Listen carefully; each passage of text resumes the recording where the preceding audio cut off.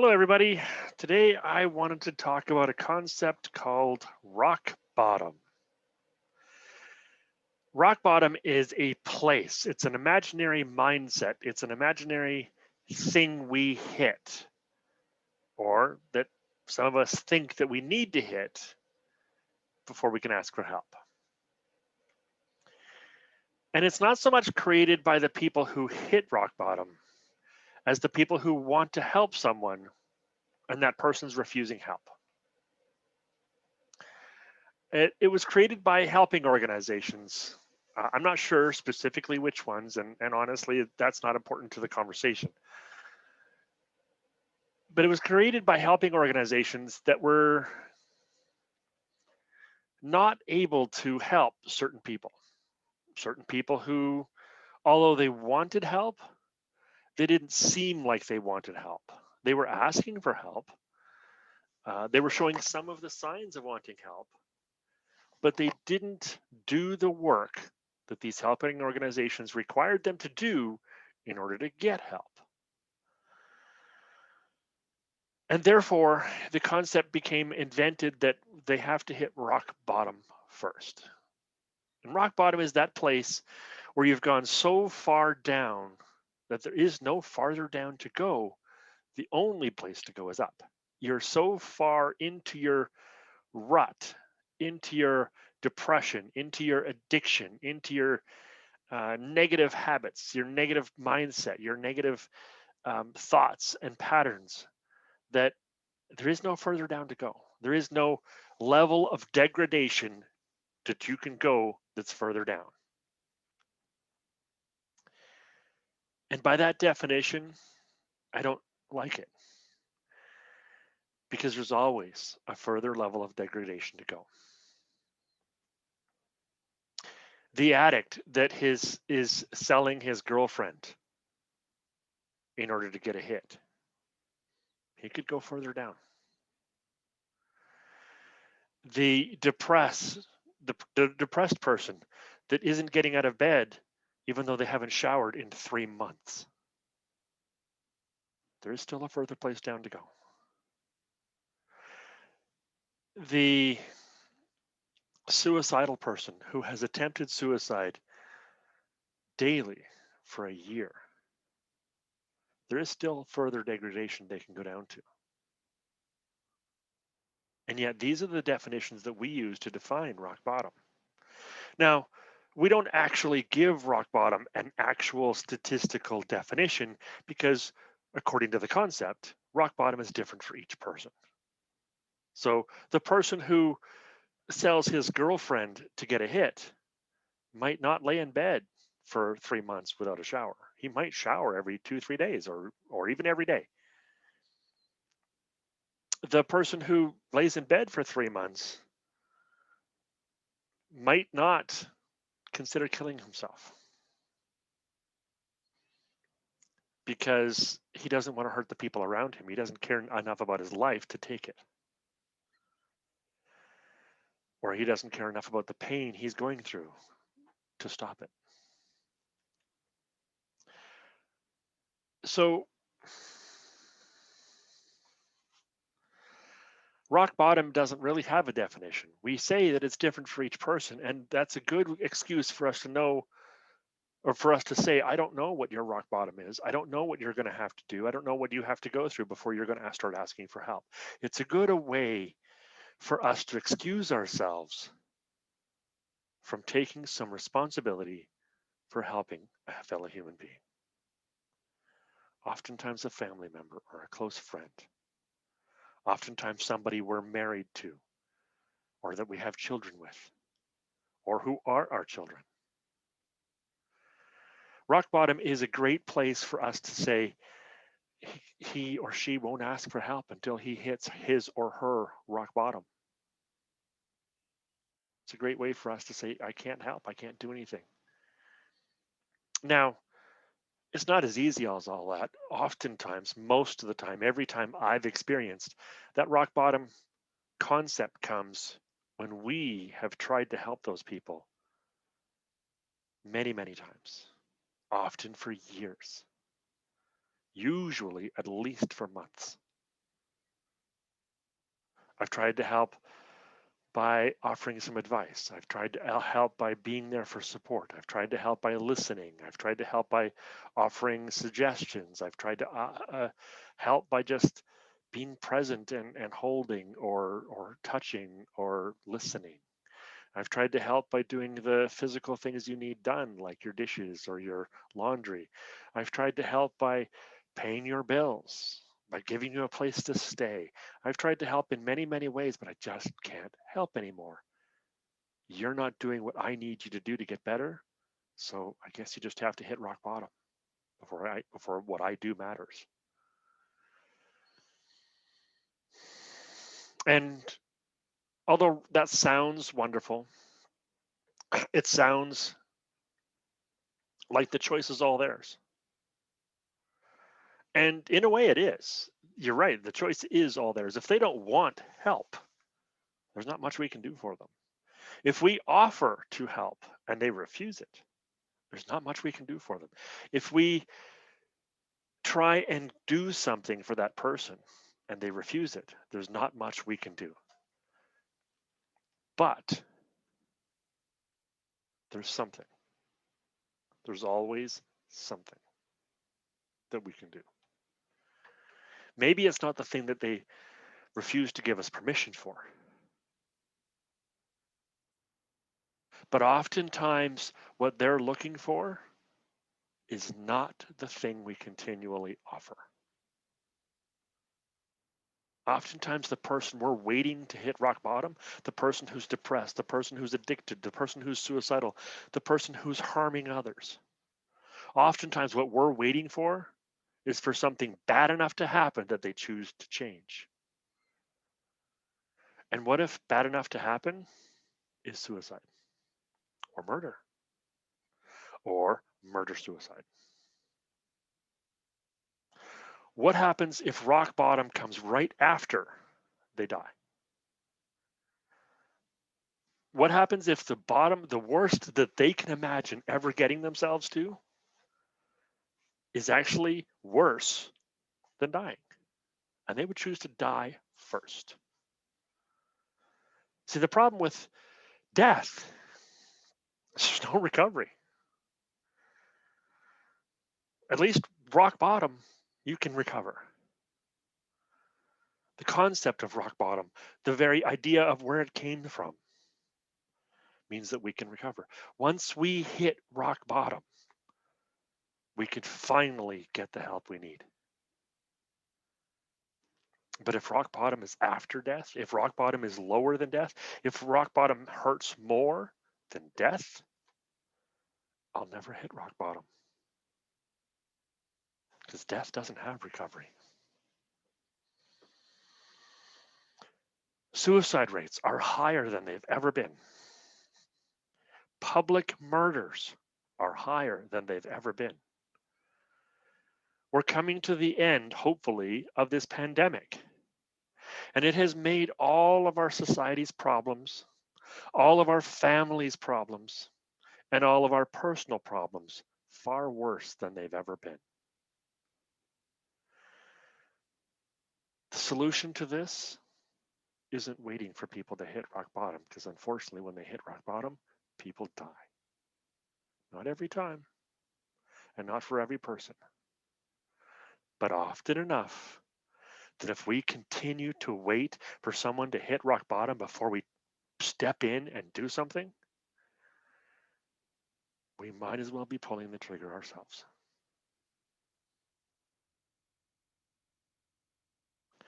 There is a better way. There is a solution. There is something we can do. There is a path to the light, to the joy, to the happiness. One, don't let them hit rock bottom. Don't wait for them to hit rock bottom. Instead of doing all the things that you no longer have the energy to do only those things that you can do to help. Stop going above and beyond to get no results. Go only to your point of limit, whatever your limit is. Don't surpass it. Don't go above and beyond. Don't do more than you're capable of. But please do what you are capable of. Something you can sustain on a long-term basis. Something that you can do for that person that you won't get sick of doing. And if that is sitting with them while they commiserate their life, while they live in misery, if that's sitting on the chair beside the bed they've been laying in for 3 months, because they just need presence, your company. They don't necessarily need your words. If that's sitting there listening to them complain about their life for hours on end, maybe they will eventually see a difference. Again, I insist, it's very, very critical for your life that you only do what you're capable of doing long term, what you can sustain. Don't go above and beyond. When somebody's in crisis, the least effective thing we can do is go above and beyond to help them. When somebody's in crisis, the worst thing we can do is go above and beyond. Because when we go above and beyond for someone who's in crisis, we're teaching them that crisis is how they get what they want. And they're never going to get out of crisis if that's what they learn. But if you give them what you can, sustainably give them, then what they learn instead of crisis is boundaries. They learn that, yeah, people do love him or her. People do love this person. The people love me.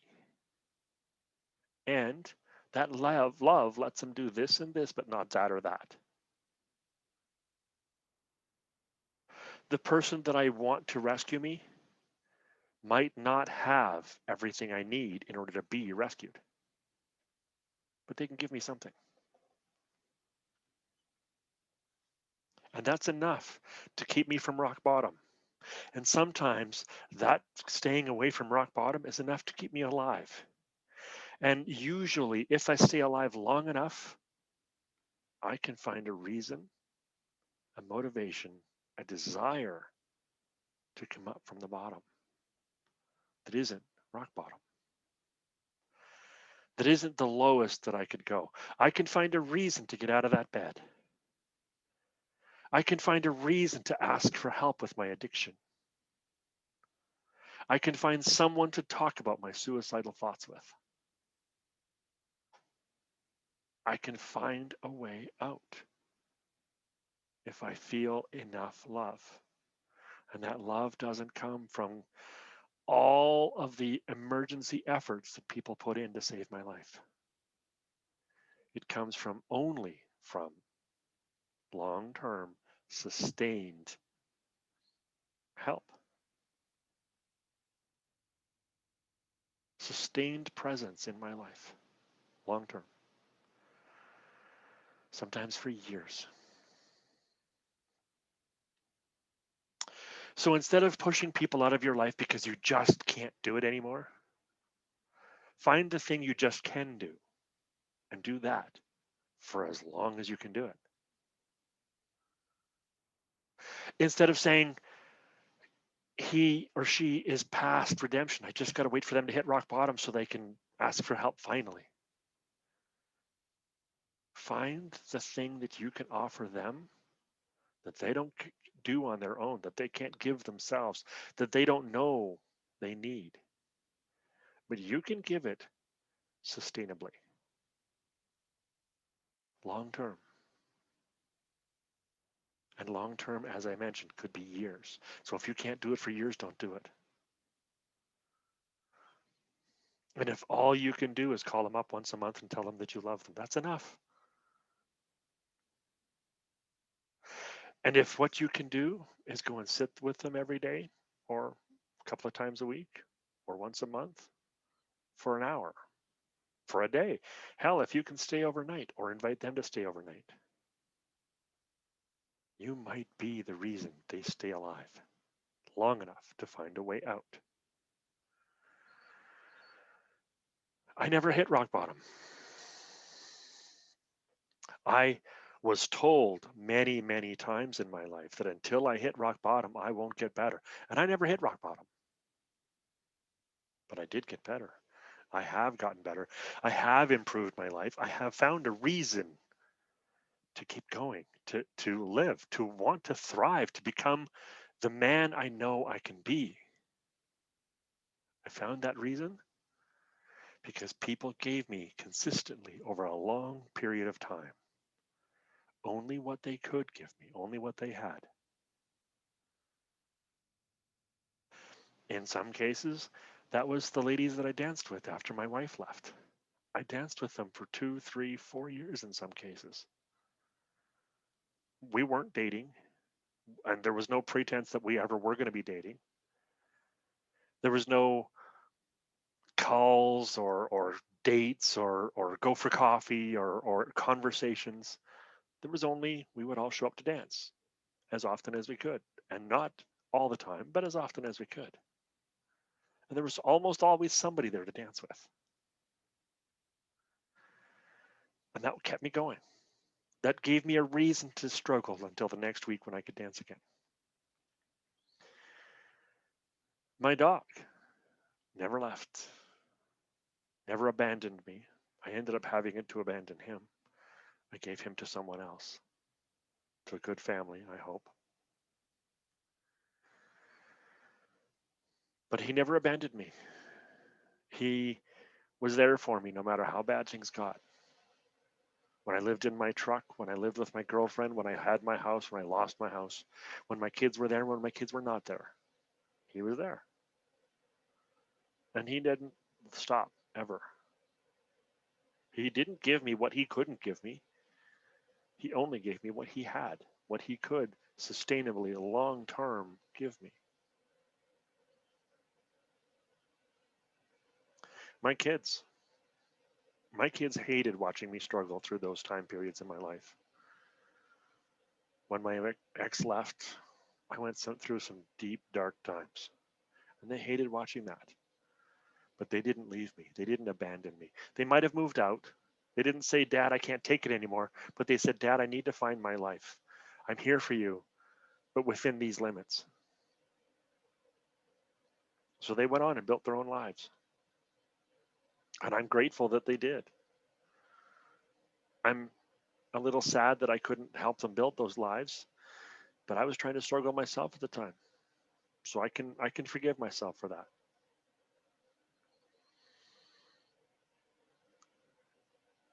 I had writing friends and Dungeons and Dragons friends and friends from 25 years ago and friends from 3 years ago. And I made new friends. When I moved into an Airbnb, I met a whole bunch of new people that many of whom are still friends today with me. I had something in my life to live for.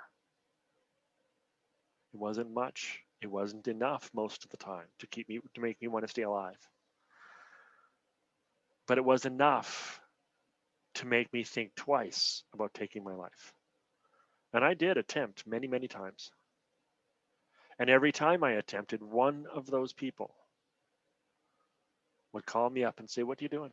What's going on? Can I help? What can I do?"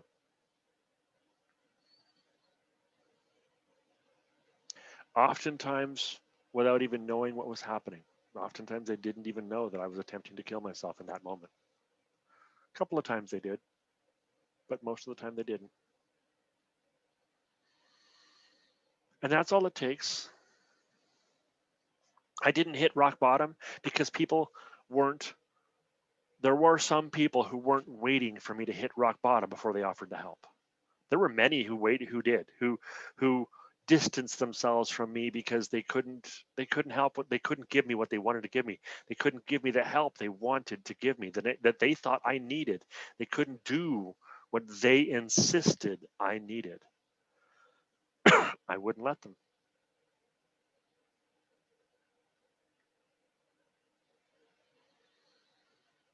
So there are many people who aren't part of my life anymore. Many people who couldn't take the crisis that I was in. And there are many people who could.